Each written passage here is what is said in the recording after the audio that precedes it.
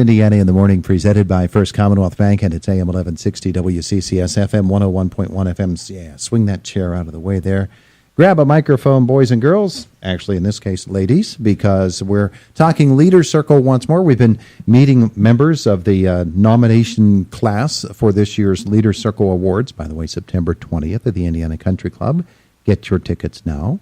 And let's welcome into the studio this morning Katire Recenski, Brandi Henry, and Barb Hauge. Good morning, ladies. Good morning. It's good to have, wow, in harmony. We had soprano, alto there, I think. Let's start with Brandi and Katie, because you're both nominated for the Young Athena Award. How about that? We are. Yeah. Okay, so let's meet you. And the reason we want to highlight especially Young Athena is because this is usually someone who's had a window or a door open for them for opportunities in the business world or in some other way. And we know that you, having had those types of opportunities made available to you, that you probably are also, due to this award, someone who has been identified as someone also opening windows and doors of opportunity. Brandi, let's talk to you first. Okay, and tell me about yourself and what sort of opportunities you have had in the past, and I know that you've had mentors that have helped you along the way. I have. I'm currently employed at Marion Center Bank. I've been there for a little over a year now. Mm-hmm. And just through some events after hours, mm-hmm. And through some of my volunteer work, I had spoke to somebody, and she remembered our conversation. And when the opportunity came open for a position at Marion Center, they thought of me, and it worked to my advantage. How about that? Yes. How about that? Now, what were some of the volunteer efforts that you've been involved in?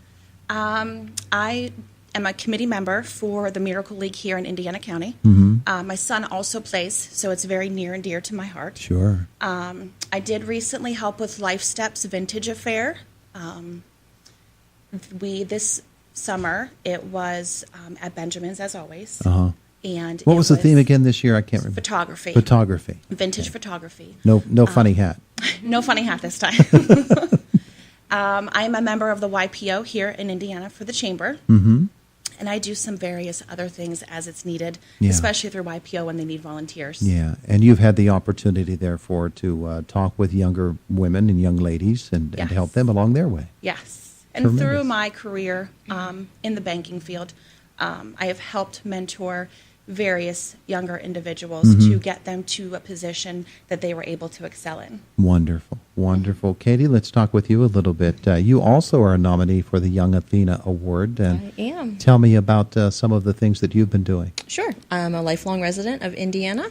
I am also employed with Marion Center Bank and have been for 5 years now. Mm-hmm. In my position as the marketing manager, I get to work with a lot of community vendors and local businesses as we create partnerships with the bank, whether that be through sponsorships, donations, or just our simple day-to-day operations like printing and things like that. So getting to make contact with small and large businesses, I've got to meet a lot of neat people, and we've made a lot of neat connections, and it's nice to be able to work with people in your hometown. I also work a lot with Quota. I've held board positions at Quota and serve on many committees. There's a youth and mentoring committee, and we partner with local agencies in Indiana County and provide numerous services based on whatever needs they're looking for. I help do the Christmas tour. And this is our second annual Christmas tour, so we're super excited about that. Mm-hmm. And I'm the co-chair, along with another recipient, Maddie Sabo, for the Alice Paul House, the Sound Beginnings event. That'll take place in January. Also a really cool event. And then Teddy Bear Fun Drive. Quota, we get involved in everything. Yes, you do. So, you always see us out and about. And a lot of good contacts and opportunities there, mentoring and things like that with new members and kind of showing them the ropes and getting them involved with the different committees that we have and get them excited about helping the community. Do you remember somebody in your early professional life, or even before then, who was particularly helpful to you? Actually, yeah. 2 jobs ago, I had a wonderful boss that was a good example of how to balance work and home, and she did a phenomenal job at that. And it was it was kind of cool to see, her be able to manage both sides of that and still be very, very on point with everything in her career. And she was just always put together, and I'm like, that's exactly, whenever I get to that point in my career, that's how I want to be. That's where you want to be. Yeah. So Brandi, what really about cool. you? Do you remember someone along the way who was helpful to you in that manner? Yes, I've had various experiences through my career. So I had to learn to adapt to others. So I've actually had various individuals who have helped me along the way. Watching people, how they are being able to volunteer and do their work life and have children at the same time has been able to give me an insight that you can't do everything, but even the littlest bit that I can do to help, even if it's an hour, once a week, here or there, where is needed, it helped organizations tremendously. And just getting the word out. Yeah, wonderful. Let's meet Barb Hauge, who we meet quite often here on Indiana in the Morning. Sometimes. She's always walking somewhere. I don't get that. Barb, you're nominated in the Female Civic Leader of the Year category. And that's worthy of congratulations as well. I'm sure that when, like everybody who gets nominated, whether it's for Young Athena, male or female civic leader of the year, you say, oh, there's plenty more people more qualified than me for this award. That seems to be the general reaction, huh? That's absolutely the reaction. Yeah. And we were just talking earlier, and we said that we do what we do not because we can get recognition for it. So when we receive recognition, it feels a little awkward. Sure, it does. Sure, I think it's designed. Humans are designed that way.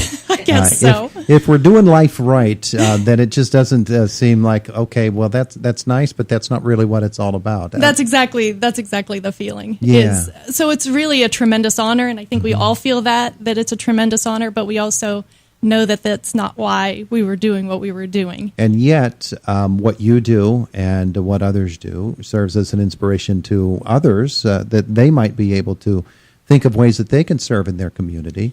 Yes, and that's what we're hoping that will be what happens.